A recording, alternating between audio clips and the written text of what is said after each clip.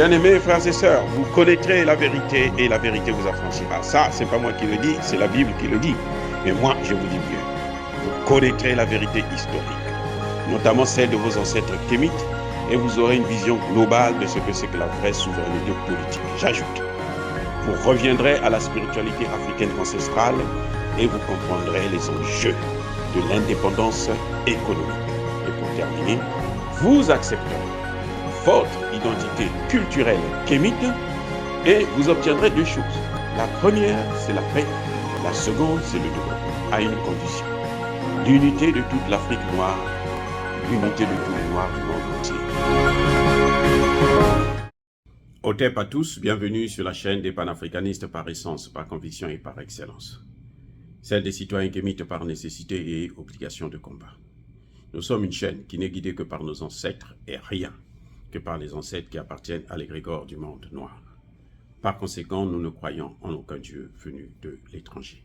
Toutefois, cette vidéo n'est aucunement destinée à inciter à la haine ou à la violence, car nous menons un combat qui est d'abord et avant tout spirituel, intellectuel et démocratique, ensuite il est politique, géopolitique et géostratégique. Contre l'impérialisme, le colonialisme, le néocolonialisme et l'endocolonat, qui sont tous qualifiés de crimes contre l'humanité. Nous menons ce combat sur la base du principe fondamental que nous avons hérité de nos ancêtres kémites, qui est celui de la Mahat, c'est-à-dire solidarité, vérité et justice.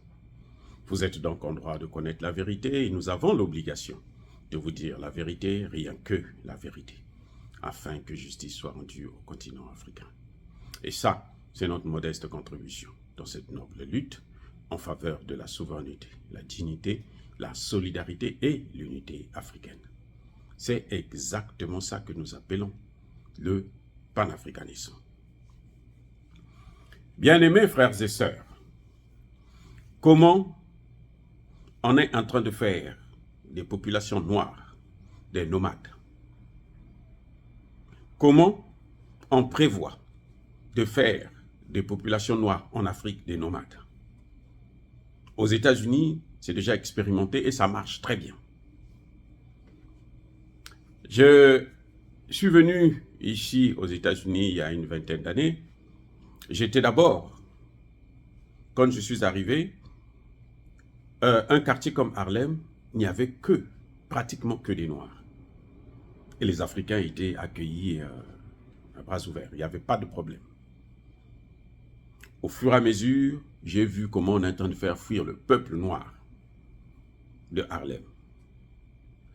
Quand vous entendez parler de Harlem, la réputation de Harlem, c'est à cause de la communauté noire. Apollo, c'était un lieu de théâtre, de musique et autres, de concerts, où tous les Noirs, y compris Michael Jackson, sont passés par là. Et quand tu réussissais dans la musique. Quand tu réussissais dans le théâtre, dans Apollo, tu réussissais. Quand tu échouais, c'était difficile, très très difficile pour toi de réussir dans ce domaine-là. Et on ne recevait que des Noirs. Mais qu'est-ce qui s'est passé? Depuis un certain temps, la stratégie qu'ils ont fait, c'est laquelle? On dit, Harlem, il y a trop la vente, il y a la drogue, il y a le banditisme, il y a les tueries, ce qui n'est pas toujours vrai. Vous comprenez? Oui. C'est-à-dire que vous pouvez rentrer dans Harlem, aujourd'hui, c'est comme on dit le Bronx, vous pouvez circuler nuit et jour, c'est pas évident. À moins que vous cherchez vous-même aussi des problèmes, vous fréquentez des gens un peu, pas très bien, à la limite du raisonnable. Mais il y a la police qui circule tout le temps, ainsi de suite. Donc, c'est vrai, il y a des crimes, comme dans tous les pays, même en Afrique, il y a des crimes. On a fait de Harlem, mais alors aussi. Et qu'est-ce qu'ils ont fait? Ils ont amené des grands magasins. Oui, des grandes marques. Quand ça vient, automatiquement, ceux qui viennent acheter, ce sont ceux qui ont des moyens. Donc, le coût de la vie augmente. Puisque le coût de la vie augmente et que ces populations noires qui étaient dans Harlem n'avaient pas assez de moyens, qu'est-ce qu'ils font? Ils sont obligés de se replier. Ils ont quitté Harlem pour venir vers le Bronx. Et maintenant, ces mêmes magasins sont rentrés dans le Bronx. Et oui. Et chaque fois qu'ils amènent des grands magasins comme Marshall, comme Burlington, comme H&M, et toutes les grandes marques là des Occidentaux, ça fait que le coût de la vie dans le secteur augmente. Et les Africains, les Noirs surtout, pas les Africains, les Noirs américains, qui pour la plupart ne travaillent pas parce qu'on les a mis dans des conditions tellement terribles pour ne pas travailler, eh bien, ils sont obligés de fuir maintenant le Bronx pour aller dans la périphérie de New York. Donc on est en train de les chasser carrément de New York. Et c'est ce qui va se passer en Afrique, si on ne fait pas attention. Parce qu'ils sont en train de venir avec beaucoup d'argent, ils investissent au nom de l'investissement. Nous, on vient pour investir. On va créer des emplois. Maintenant, par exemple, les Chinois, eux, ils viennent aussi avec la main-d'œuvre chinoise. La racaille chinoise, là, vient et se passe pour des maîtres là-bas. Et puis, au fur et à mesure, les Africains, qu'est-ce qu'ils vont faire? Ils vont se replier.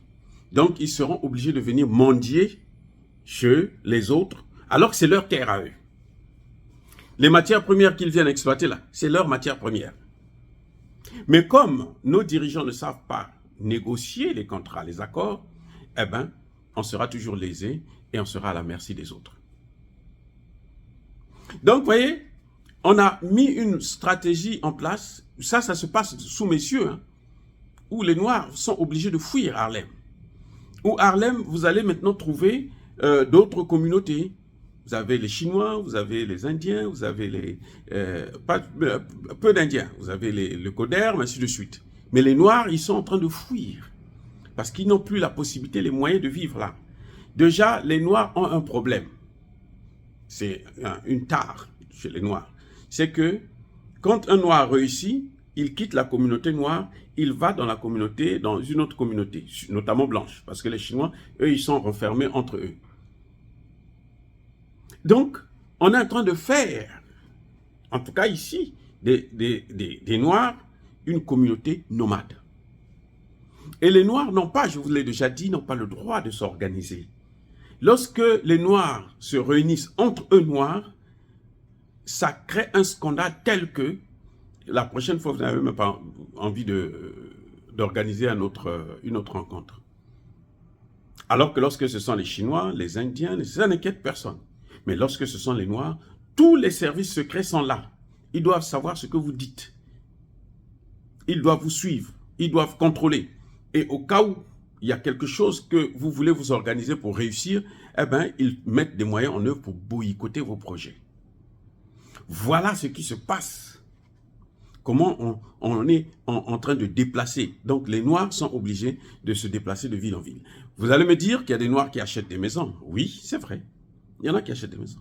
Mais je peux vous dire que ces Noirs passent tout leur temps maintenant seulement à travailler.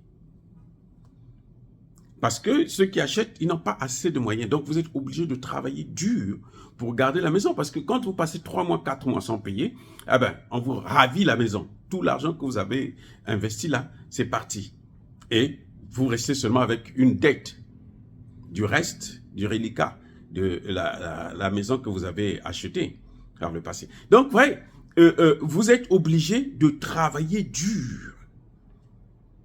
Vous n'avez pratiquement pas de vacances. Vous êtes stressé à longueur de journée et c'est infernal. Parce qu'acheter une maison ici, c'est pas comme chez nous en Afrique, tu achètes la maison, 1 an, 2 ans plus tard, c'est fini et puis bon, tu es tranquille chez toi. Non, il y a des taxes que vous devez payer, il y a ceci, il y a cela. Et ça fait que les gens sont obligés de travailler dur. Ce qu'ils appellent ici mortgage, le contrat d'achat de maison, c'est pour 30 ans. 40 ans. Donc, si vous avez 50 ans et que vous achetez une maison, vous avez 40 ans. Vous allez mourir avant même d'avoir terminé parfois la maison en question. Vous voyez? Et plus vous travaillez dur, plus après la retraite, vous ne pouvez pas vivre longtemps. Donc, on est en train d'achever l'homme noir. C'est à nous de prendre nos responsabilités, notamment en Afrique. Parce que quand les gens quittent ici, au moins qu'ils aient un repère chez eux, qu'ils aient un chez eux qui leur appartient. Mais chez eux, ils sont en train d'occuper aussi maintenant. Ils sont en train d'occuper. Et il y a des endroits ici où les Noirs n'ont pas le droit d'acheter. Hein. Y compris Oprah. Elle est allée quelque part, je pense que c'était aux Bermudes, elle voulait acheter, on dit non, non, non. Elle dit, mais j'ai l'argent, je dis non, c'est pas question d'argent. Vous n'achetez pas. Les autres peuvent acheter. Mais vous n'achetez pas. On va nous dire que nous sommes racistes, mais bon, nous vous disons la vérité. On a dit à Oprah, vous n'achetez pas. Elle dit, mais je suis milliardaire. Ils disent, tant pis avec tes milliards, là, débrouille-toi. Donc, si on ne préserve pas le continent africain, les Noirs vont errer.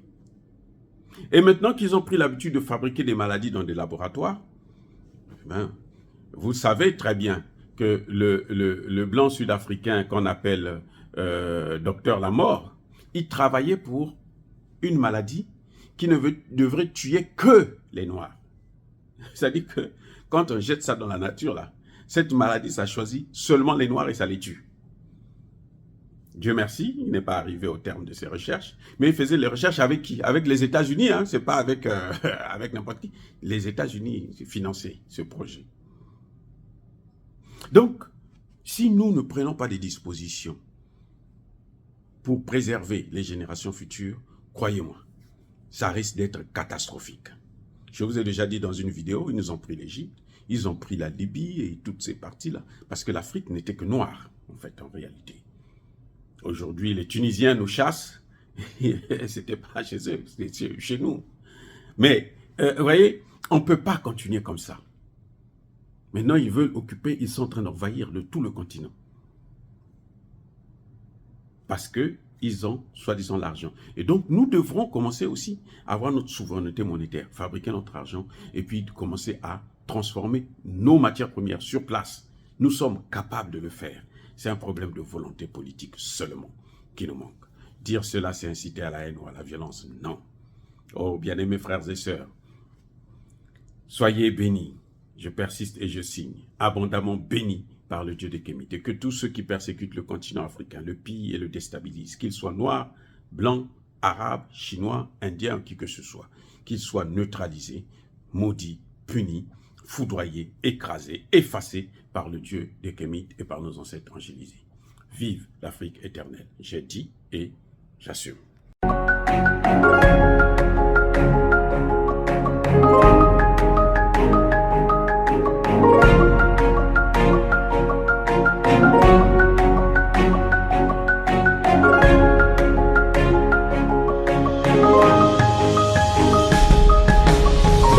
Eux, ils marchent par la foi et non par la vue. Mais moi, je vous conseille vivement de marcher par la connaissance scientifique et historique, notamment celle de nos ancêtres kémites, par les 5 sens et par l'intelligence. À vous, Apia.